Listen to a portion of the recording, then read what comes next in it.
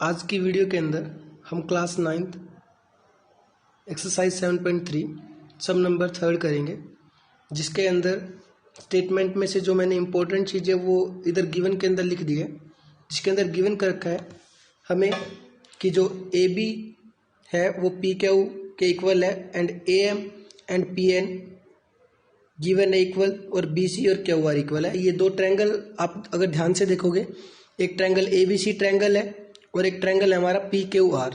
इन दोनों ट्रायंगलों को आधार मानकर ये चीज़ गिवन दी गई है और हमने प्रूव करना है इस क्वेश्चन के अंदर कि A B M congruent triangle P Q R triangle के। एंड सेकंड के अंदर जो प्रूव करना है triangle A B C congruent है ट्रायंगल पी क्यू आर के। तो ये चीज़ हमने सोल्व करनी है। उसके लिए हम पहले फर्स्ट वाला ही सोल्व कर लेते हैं। फर्स्ट वाले के अंदर दे रखा हमें A B M triangle congruent prove करना है पी क्यू आर के। ए बी एम की बात करें तो ये वाला जो ट्रायंगल है हमारा, इस वाले ट्रायंगल की मैं बात कर रहा हूँ, ये ट्रायंगल इसके कॉन्ग्रुएंट प्रूव करना हमने इस वाले को। मैं नाम देता हूँ इसको एंगल 1 और इसको एंगल 2 देता हूँ। वैसे बोल रखा उसने ए बी एम, बट बार बार ए बी एम से थोड़ा सा हैवी लगता है बोलना, इस कारण से मैंने इसको 1 और 2 दे दिया ताकि इजी बोला जाए। ट्रायंगल 1 और ट्रायंगल 2। अब यहाँ पे इन दोनों ट्रायंगलों को सिर्फ कॉन्ग्रुएंट हटा के हमने एंड ले लिया। यदि कॉन्ग्रुएंट ट्रायंगल कौन से होते हैं? यदि हम किन्हीं भी दो ट्रायंगल के तीन साइड या तीन चीज़ें प्रूव करनी होती है। वैसे हमारे पास 6 चीज़ होती है प्रूव करने के लिए। यदि हम उन 6 में से कोई भी 3 चीज़ प्रूव कर दें तो हम बोल सकते हैं कि वो दोनों ट्रायंगल है कॉन्ग्रुएंट है। अब वो 6 चीज़ें या 3 चीज़ें क्या है? किसी भी ट्रायंगल के अंदर 6 चीज़ें होती है, 3 साइड और 3 एंगल। इन 6 चीज़ों में से हम कोई भी 3 चीज़ एक ट्रायंगल की दूसरे ट्रायंगल के यदि इक्वल प्रूव कर देते हैं तो हम बोल सकते हैं कि वो दोनों ट्रायंगल जो है गिवन ट्रायंगल है वो कॉन्ग्रुएंट है और उनके सारे के सारे जो पार्ट है वो इक्वल है दूसरे ट्रायंगल के जिनको हम कंपेयर किया है उनकी बात कर रहा हूँ। तो यहाँ से बी एम बराबर है क्यू एन, ये बराबर इक्वल क्यों किया है? अब आप सोचोगे सर ये तो दे ही नहीं रखा है। हाँ, नहीं दे रखा, लेकिन आप एक बात देखो कि जो बी सी और क्यू आर है वो इक्वल है और बी सी और क्यू आर है वो इक्वल है। अब उसको हाफ कर दे, यदि हम हाफ का मतलब उसको डिवाइड कर दे, divide by 2 on both side, तो क्या हो जाएगा? डिवाइड बाय 2 करने से हमारे पास बी एम आ जाएगा। क्योंकि बी सी फुल है, ये हाफ कर दिया। ये हाफ क्यों किया है? क्योंकि मैंने उधर गिवन में लिखा नहीं है, ये जो दे रखी है मीडियन है। मीडियन का मतलब होता है किसी भी ट्रायंगल को 2 हिस्सों में बांटने वाली लाइन, ये वो लाइन है। तो इक्वल 2 लाइनों में बांट रही है इसको, तो इसका मतलब बी एम जो है वो एम सी के इक्वल है। ये दे रखा है उसने स्टार्टिंग में गिवन कर रखा कि सिर्फ बी सी इक्वल है क्यू आर के, बट यहाँ से हमने प्रूव क्या किया कि जो बी सी था अगर उसका डिवाइड कर दे, हाफ कर दे, तो ये आ जाएगा। ठीक है, बी एम। तो यहाँ से ये चीज़ लिख रखी है बी सी बराबर है क्यू आर के, ये गिवन है हमें। डिवाइड बाय 2 करने से दोनों से डिवाइड बाय 2 करेंगे तो हमारा ये रिजल्ट निकल आएगा, क्योंकि इस पूरे बी सी का हाफ करने का मतलब ये आ गया। और ये भी हो सकता है, बट हमने इसको इन ट्रायंगल के अंदर बात करें, ट्रायंगल 1 और ट्रायंगल 2 की बात करें, इसलिए हमने इसको लेना है। ठीक है, उसके बाद ए बी बराबर है पी क्यू के। ए बी जो है वो पी क्यू के, ये मैंने निशान लगा रखा है, कुछ उधर गिवन भी कर रखा है। तो इस तरीके से होगा, 2 चीज़ें होगी हमारी प्रूव। सेकंड थर्ड अगर देखोगे, लास्ट जो है हमारी वो दे रखी है इधर, ये जो ए एम है वो हमारी किसके इक्वल दे रखी है? पी एन के इक्वल दे रखी है। तो 3 चीज़ हो गई हमारी। ये हमने बी सी से निकाला, बी एम जो रिजल्ट निकाला हमने वो बी सी से, बी सी और क्यू आर के इक्वल से रिजल्ट निकाला हमने दोनों तरफ 2 से डिवाइड करने के बाद। उसके बाद बाकी जो 2 चीज़ें नीचे थी हमारी वो हमारे पास गिवन थी। अब 3 चीज़ें प्रूव हो गई तो हम बोल सकते हैं कि दोनों ट्रायंगल जो है A B M triangle and triangle P Q R, दोनों ट्रायंगल क्या है? कॉन्ग्रुएंट है बाय साइड, क्योंकि तीनों साइड ही हमने प्रूव करी है। और इसके जरिए हम बोल सकते हैं कि एंगल 1 बराबर है, एंगल 1 और एंगल 2 आपस में बराबर हो जाएंगे यहाँ से।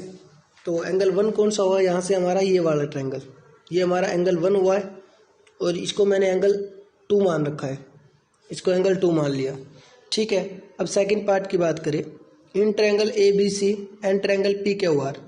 ए बी सी पूरे की बात कर रहा है और पी क्यू आर भी ये पूरे की बात कर रहा है। तो इनमें अगर 3 चीज़ प्रूव कर सकते हैं हम, यदि हमने कैसे ना कैसे करके हम 3 चीज़ें प्रूव कर दे तो हम बोल सकते हैं कि दोनों ट्रायंगल जो है आपस में वो कॉन्ग्रुएंट है।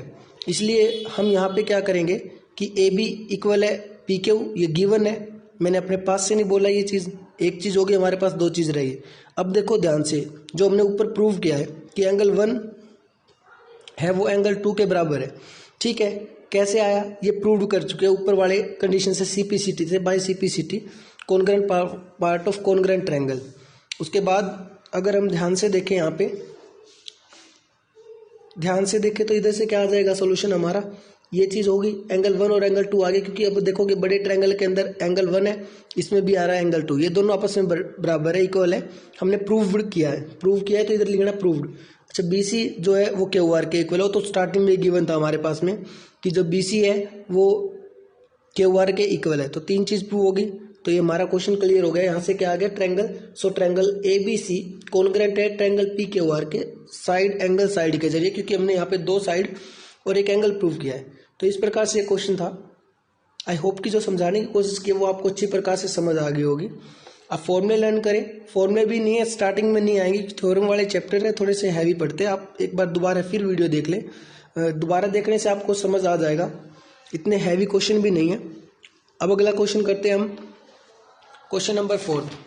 क्वेश्चन नंबर 4 की बात करें हम, तो क्वेश्चन नंबर 4 के अंदर क्या दे रखा है, जिसमें हम देखें तो B E and C F are 2 equal altitude of a triangle A B C के 2 एल्टीट्यूड दे रखे हैं। इसमें तो मैंने फिगर ही नहीं बनाई है, चलो। और B E and C F are 2 altitude of a triangle A B C. यहाँ से एल्टीट्यूड की बात करें, उधर 90 के एंगल दे रखे हैं, बन जाएंगे यहाँ से भी। और वैसे आप फिगर के अंदर देखोगे तो आपको क्लियर हो जाएगा क्वेश्चन क्या है। मैथ के अंदर फिगर दे रखी है, angle 1 and angle 2 are each 90 degree होगा। ये चीज़ प्रूव हुई, हमारी ये रिजल्ट निकला। इस रिजल्ट का काम हम आगे करेंगे। हमने right hand side right angle triangle के जरिए हमने प्रूव करना है, जिसके अंदर जब भी हम RHS से प्रूव करते हैं किसी चीज़ को, तो उस ट्रायंगल को जब प्रूव करेंगे तो उसमें 90 का एंगल शो करना जरूरी है, तभी हम RHS बोलते हैं उसको। ठीक है, RHS से मानना जाएगा कि हाँ ये प्रूव हुआ है, कॉन्ग्रेंट प्रूव हुआ है RHS से।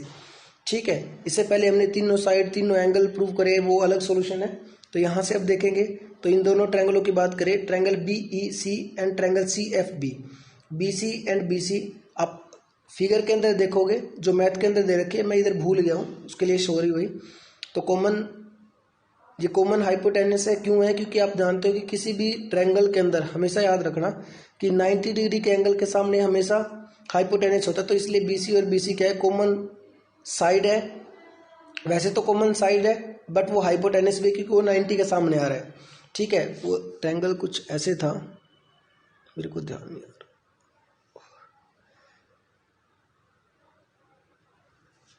ये ऐसे करके, ठीक है, तो ये 90 का एंगल है, इसके अपोजिट ये साइड है, इसके अपोजिट भी यही साइड आ रही है। तो इस प्रकार से दे रखा। तो BE and CF are given, ये दे दिया हमसे।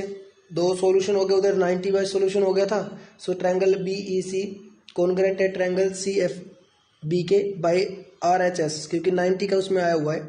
सो इससे हम रिजल्ट बोल सकते हैं कि एंगल 3 और एंगल 4 इक्वल है, बाय CPCT हो जाएगा। यहाँ से एंगल हमने प्रूव क्या करना था कि जो ट्रायंगल जो ABC ट्रायंगल है, ये जो ABC ट्रायंगल है, इसको आइसोस्केल ट्रायंगल प्रूव करना था। और तभी बोल सकते कि यदि हम किसी ना किसी प्रकार से AB और AC इन तीनों में से कोई 2 साइड इक्वल कर दें, तो हमें पता है कि एंगल 3 और एंगल 4 वो इक्वल आ गए।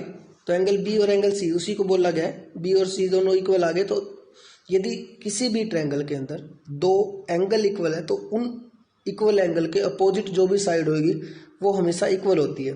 सो AB इक्वल है AC, opposite side of equal angle are equal. So हम बोल सकते हैं कि लास्ट में, सो इसलिए ABC ट्रायंगल ABC इज आइसोस्केल ट्रायंगल, क्योंकि हमने ये प्रूव कर दिया कि AB AC के इक्वल है, वो दोनों उन ट्रायंगल की साइड है। और हमने आइसोस्केल ट्रायंगल प्रूव करने के लिए हम जानते हैं कि यदि हम 2 साइडों को इक्वल प्रूव कर दें, तो हम बोल सकते हैं कि वो दोनों जो साइड उस ट्रायंगल के, इसलिए वो ट्रायंगल जो है जिसको प्रूव किया हमने, वो एक आइसोस्केल ट्रायंगल है। ठीक है, इस प्रकार से इस क्वेश्चन को सोल्व करना था। अब क्वेश्चन नंबर 5 की बात करें तो 5th क्वेश्चन इजी है, थोड़ा सा नोटिस दें। इसमें क्या दे रखा है कि given triangle ABC, triangle given के अंदर दे रखा है ट्रायंगल ABC इज आइसोस्केल ट्रायंगल, जिसमें जो AB है वो ए सी के इक्वल है, ए बी सी और ये हमारा पी आ गया, ठीक है। और पी ए पी है, ये जो ए पी है परपेंडिकुलर है किसके ऊपर, बी सी के ऊपर परपेंडिकुलर, इधर शो कर रखा है 90 डिग्री का, ठीक है। उसके बाद अगर हम देखें आगे तो टू प्रूव क्या करना है, एंगल बी एंगल सी के इक्वल प्रूव करना है। ये जो एंगल बी है ये एंगल सी के इक्वल प्रूव करना है। यदि हम किसी ना किसी प्रकार से इस वाले ट्रायंगल को, ट्रायंगल 1 और ट्रायंगल 2, इनको हम प्रूव कर दे कॉन्ग्रुएंट, तो हम बोल सकते हैं कि एंगल बी और एंगल सी इक्वल है। तो पहले कॉन्ग्रुएंट प्रूव करेंगे। तो ए पी बी, ये वाला ट्रायंगल जिसको ट्रायंगल मैंने 1 लिखा है और ये एक ट्रायंगल सेकंड, इन दोनों को ले लिया। जिसमें आपको बताया कि जो ए बी है वो ए सी के इक्वल है, मैं खुद नहीं बोल रहा हूँ, वो गिवन कर रखी है। ए बी ये है इस वाले ट्रायंगल में आ रही है ट्रायंगल 1 में, और बी सी सॉरी ए सी है वो ट्रायंगल 2 में आ रही है, तो एक चीज़ गिवन होगी। उसके बाद एंगल 1 है वो एंगल 2 के इक्वल है, एंगल 1 एंगल 2 के इक्वल है, ईच 90 ये दिखाई दे रहा है यहाँ पे, इसको एंगल 1 मान लिया, इसको एंगल 2 मान लिया, ठीक है। और ए पी, यदि मैं इसको साफ कर दूँ, इस मिडिल वाली साइड को साफ कर दूँ ना, तो मेरा ट्रायंगल 1 बनेगा ना ट्रायंगल 2 बनेगा, तो इसीलिए ये दोनों में आ रही है, तो इसका ये कॉमन साइड होगी। तो यहाँ से ये तीनों चीज़ क्लियर होगी हमारी।